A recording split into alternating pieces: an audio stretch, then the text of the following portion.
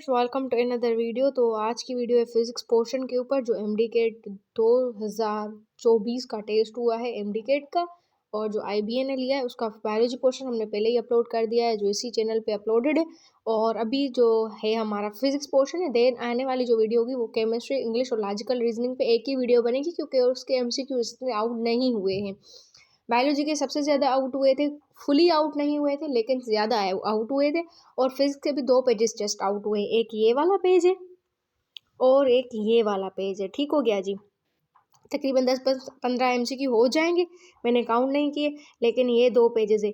अभी ये थोड़े से ब्लरी है तो इसलिए जो है हमारे पास फुल सही से इंटरनेट पे ये पेजेस रोटेट हो रहे हैं। ये सेम ही एमसीक्यू, आप चाहें तो वहाँ से चेक कर सकते हैं, लेकिन वो ब्लर थे इसलिए हमने यहाँ वाले जो पेपर है ना सही से आपको ज़ाहिर हो तो इसलिए ये वाले उठा के रख दिए हैं। तो स्टार्ट करते हैं अपने फर्स्ट नंबर एमसीक्यू से।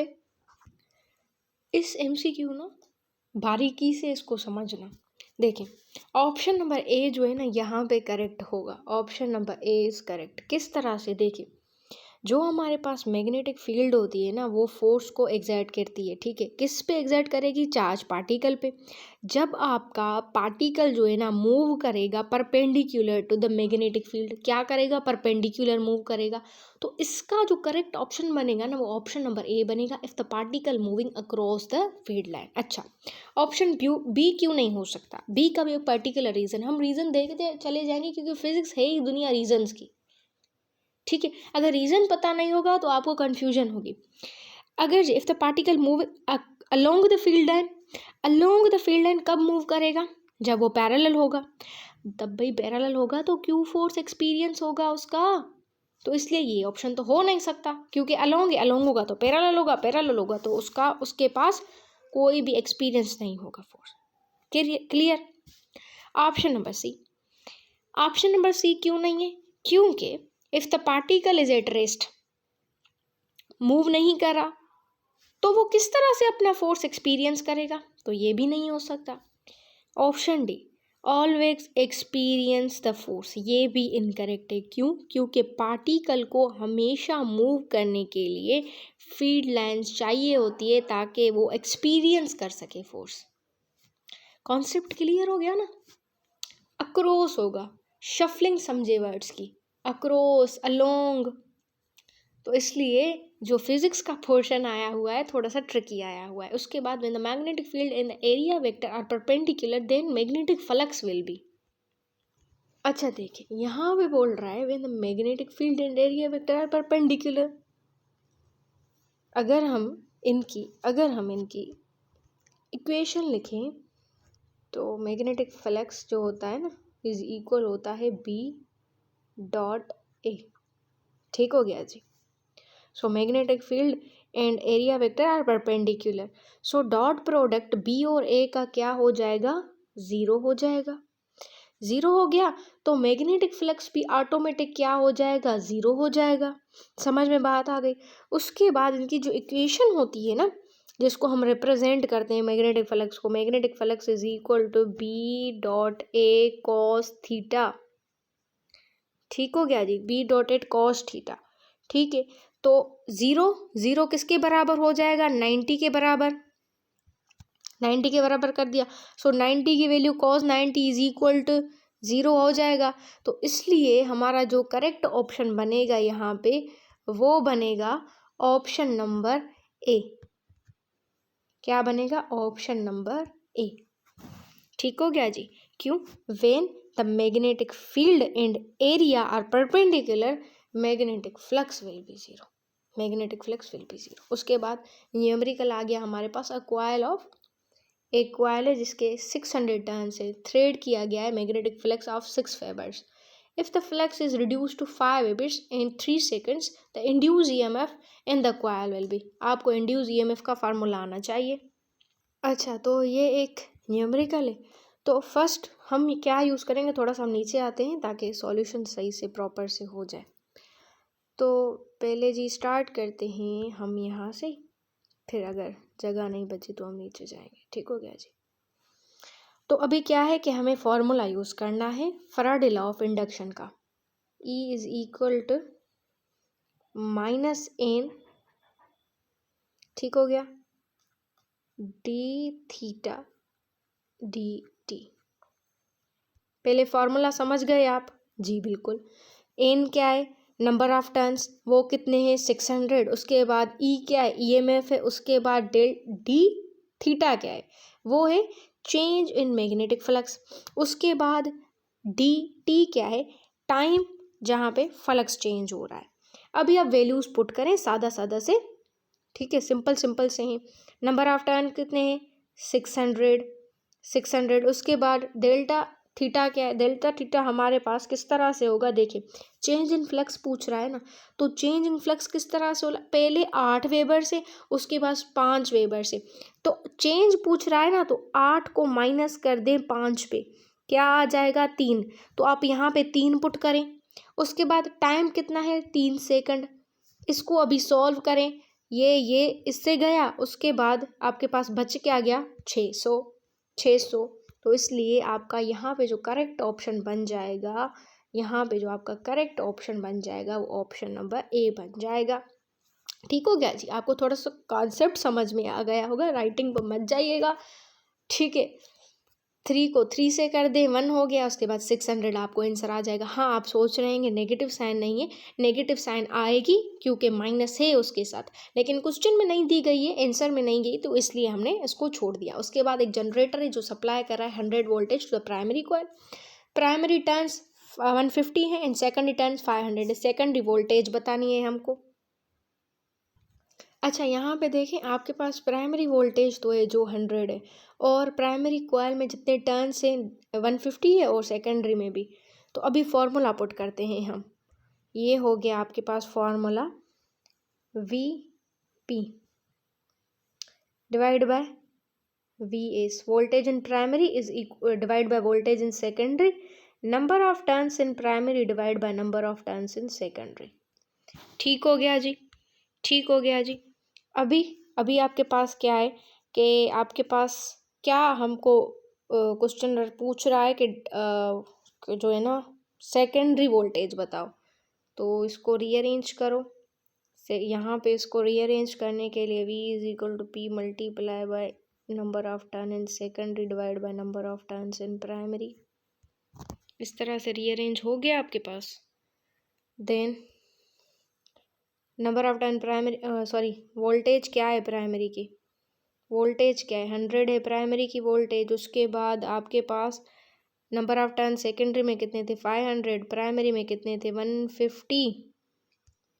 ठीक हो गया, 150 थे। उसके बाद अभी आपको क्या करना है? सॉरी, उसके बाद आपको क्या करना है कि 100 को मल्टीप्लाई डिवाइड करो पहले इसको। तो इसको डिवाइड करने पे आपके पास आ जाएगा 3.33। अभी इसको मल्टीप्लाई करोगे तो क्या बनेगा आपके पास? 333। ठीक हो गया जी? 333 आपके पास बन गया। तो इस हिसाब से 3.3 के हिसाब से तो कोई आंसर बन ही नहीं रहा। मे बी की मिस्टेक हो, लेकिन मुझे समझ नहीं आ रहा। लेकिन मेरे हिसाब से, अगर आपके नॉलेज में कुछ है तो आप शेयर कर दें, मेरे हिसाब से तो यही बन रहा। ठीक हो गया जी? उसके बाद चलते हैं नेक्स्ट MCQ के जाने। उसके बाद नेक्स्ट MCQ क्या है? The energy of an X-ray photon having wavelength of 3 × 10⁻⁻⁻। अच्छा, इसका फॉर्मूला होता है E is equal to HC divide by lambda. जो हमारे पास H की वैल्यू होती है वो आपको पता है कि सॉरी, प्लैंक्स कांस्टेंट होती है, वो होती है 6.626 × 10⁻⁻34। ठीक है। उसके बाद स्पीड ऑफ लाइट कितनी होती है? वो होती है स्पीड ऑफ लाइट C को हम डिस्टिंग्विश करें 3 × 10⁸8 मीटर पर सेकेंड। और वेवलेंथ तो हमें दी गई है क्वेश्चन में। तो इस हिसाब से अगर जी हम लिखें तो सॉल्व करें। अच्छा, सॉल्व करके दिखाती हूँ, वेट, यहाँ पे सॉल्व करते हैं, जगह मिल जाए। तो E इज इक्वल टू क्या था? HC थी ना, तो H क्या थी? 6.6 6 इंटू 10⁻34 सॉरी -34 होता है, और उसको मल्टीप्लाई करें आप 3 × 10⁻8 के साथ, डिवाइड करें लेमडा पे, तो उसकी क्या वैल्यू थी 3 × 10⁻−10। ठीक है, ठीक है। तो इसको सॉल्व करने पर आपके पास क्या आ जाएगा, energy is equal to 6.626 multiply 10⁻−16 आ जाएगा। यहाँ से देख लीजिएगा, और जूल में आंसर आएगा एनर्जी के यूनिट के हिसाब से। तो यहाँ पे देख लीजिए आप, इसका जो करेक्ट ऑप्शन बनेगा वो ऑप्शन नंबर सी बनेगा। -16 का ध्यान रखिएगा। उसके बाद the force responsible for binding the nucleus is, तो क्वेश्चन क्या है, the force responsible binding the nucleus. तो इसका जो करेक्ट ऑप्शन बनेगा ना वो स्ट्रॉन्ग न्यूक्लियर फोर्स बनेगा, क्योंकि अगर कॉलम्स की बात की जाए, कॉलम्स फोर्स, तो वो एक इलेक्ट्रोस्टैटिक फोर्स है, वो न्यूक्लियस को कहाँ बाइंड करेगा। उसके बाद न्यूटन्स फोर्स जो होता है वो आपके पास ग्रेविटेशनल फोर्स होता है, जो फोर्स ऑफ ग्रेविटी होता है। और वीक न्यूक्लियर फोर्स तो एक फंडामेंटल फोर्स है नेचर में, पर वो जो है ना न्यूक्लियस को बाइंड करने में हेल्प नहीं करता। लेकिन जो स्ट्रॉन्ग न्यूक्लियर फोर्स है वो आपके पास एक ऐसा फोर्स है जो होल्ड करता है प्रोटॉन और न्यूट्रॉन जो हमारे न्यूक्लियस में होते हैं, और वो जो है ना रिस्पॉन्सिबल होता है बाइंडिंग द न्यूक्लियस। तो इसलिए यहाँ पे इसका जो करेक्ट ऑप्शन बनेगा वो ऑप्शन नंबर डी बनेगा। उसके बाद नेक्स्ट MCQ आ गया हमारे पास। अच्छा, when 2 negative beta particle emitted from a nucleus then mass number. तो जब 2 बीटा पार्टिकल एमिट होते हैं ना न्यूक्लियस से, तो 2 जो न्यूट्रॉन होते हैं वो कन्वर्ट हो जाते हैं। 2 न्यूट्रॉन किस में कन्वर्ट हो जाते हैं, 2 प्रोटॉन और 2 इलेक्ट्रॉन में। तो इस प्रोसेस को हम बीटा डिके बोलते हैं। बीटा डिके तो हमने बोल लिया, लेकिन इसमें कोई सा भी मास नंबर चेंज नहीं होता। Mass number remain same, mass number हमेशा इनका सेम होता है। जिस तरह से उनके जो प्रोटॉन और न्यूट्रॉन होते हैं ना वो भी चेंज नहीं होते, तो इसलिए उनका मास नंबर भी बिल्कुल चेंज नहीं होता, वो उसमें नो चेंज होता है, वो रिमेन सेम होते हैं। ये भी न्यूमेरिकल आ गया। A 40 gram radioactive material is placed in a chamber, half life is 20 days, how much will be left after 80 days। तो अभी देखें, इनिशियल क्या अमाउंट था 40 ग्राम, यहाँ से देख लें इनिशियल क्या अमाउंट था 40 ग्राम। उसके बाद उसकी हाफ लाइफ क्या थी 20 days। आफ्टर 20 days उसकी हाफ लाइफ क्या होगी 20 days के बाद। अभी 40 मतलब क्या था 20 days के बाद उसकी हाफ लाइफ क्या होगी, 40 / 2 20 ग्राम। ठीक है, ये हो गया हमारे पास 20 days के बाद। 40 का 40 पहले क्या था इनिशियल अमाउंट, समझ से जाना, पहले क्या था इनिशियल 40 था। ठीक है, 20 days के बाद उसकी क्या हो गई आपके पास 40 / 2 20 ग्राम। ठीक हो गया जी। अभी 40 दिन के बाद, 40 दिन ये बता रही हूँ, 40 दिन बता रही हूँ, 40 दिन के बाद उसकी क्या होगी, 40 दिन के बाद उसकी हो जाएगी 20 / 2, ये जो बची ना इस पे करेंगे 10 हो जाएगी। ठीक हो गया जी। अभी देखें समझे, 40 पहले क्या था हमारे पास 20 days के बाद कितनी हुई हमारे पास 20 हुई। हमारे पास 40 days के बाद कितनी, ये 20 days वाली है, ये 20 days वाली है, ये 40 days वाली है। ये 40 days में 20 को हमने 2 पे किया। ओके, उसके बाद 60 days के बाद 60, ये 60 हो गया। 60 days के बाद क्या होगी, 10 को लें 2 पे, ये क्या बनेगी 10 को जब हमने किया 2 पे तो क्या बनी 5 बनी। ठीक हो गया जी।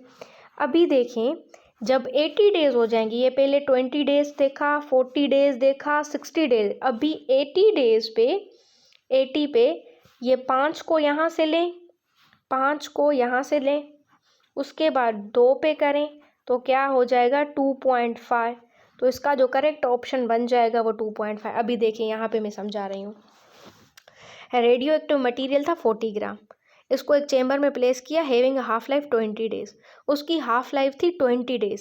मतलब थोड़ा सा समझें कि 40 ग्राम की जो हाफ लाइफ थी वो 20 days थी। ठीक हो गया जी। अभी 40 को इसलिए हमने 2 पे किया कि हमारे पास 20 मतलब 20 डेज पे हमने 40 को 2 पे किया तो हमारे पास 20 ग्राम आ गया। अभी हम 40 डेज को कर रहे हैं, 20 डिवाइड बाई 2 तो 10 आ गया।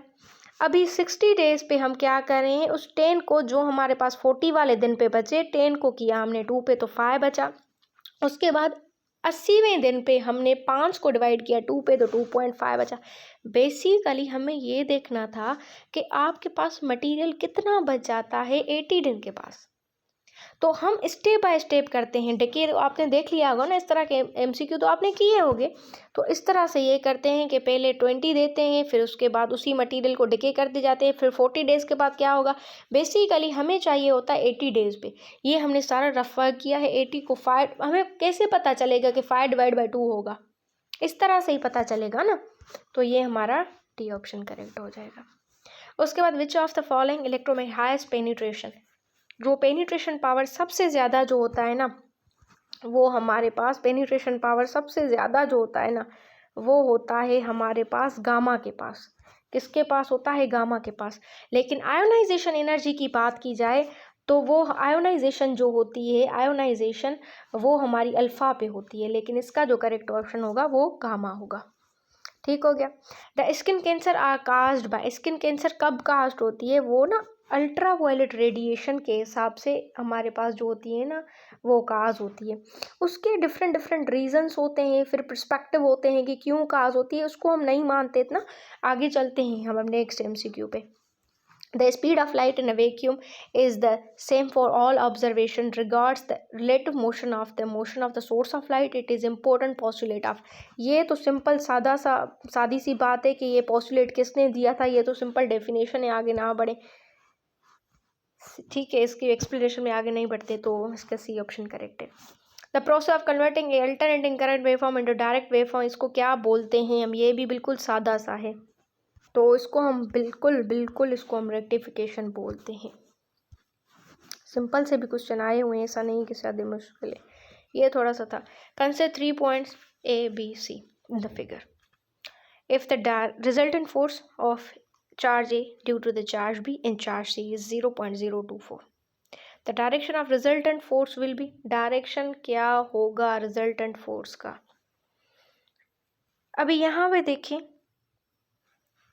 ए और बी एक दूसरे को रिपेल कर रहे हैं, ठीक है, और आपके पास जो